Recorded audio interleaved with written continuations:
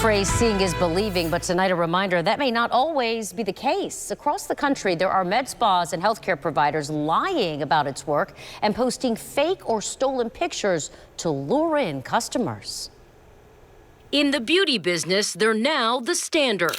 Photos showing before and after. Patients expect them. Because when you go to an injector, like nurse practitioner Angelica Chavez, you want to know what result to expect. It's kind of like a resume. But just like people lie on their resumes, med spas and injectors are lying with before and after photos. This is my patient on my Instagram story. Yep. But those lips then landed on another injector's page. Well, my patient, she called me and said, Angelica, why are my lips on someone else's page? I'm like, what do you mean? So I looked it up and I saw that another provider had it under her work. It happens so often. So now we are doing like watermarks to protect our work.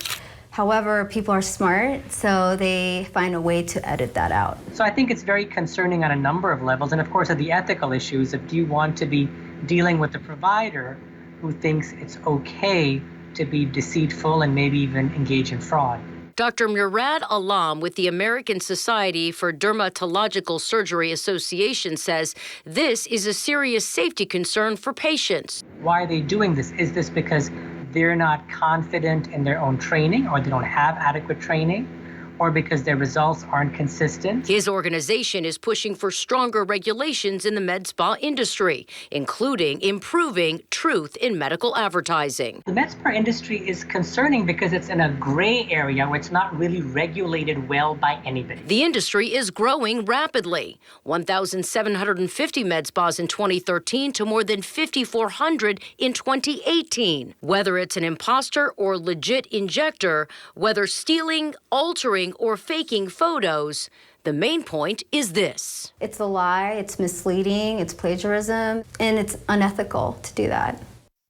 So what can you do to protect yourself? Well, experts say don't be afraid to ask questions. Always ask to see or verify licenses and certifications. Legitimate providers will not be afraid to show you. And beware of inflated titles, things like master injector. There are no real certifications to back those up.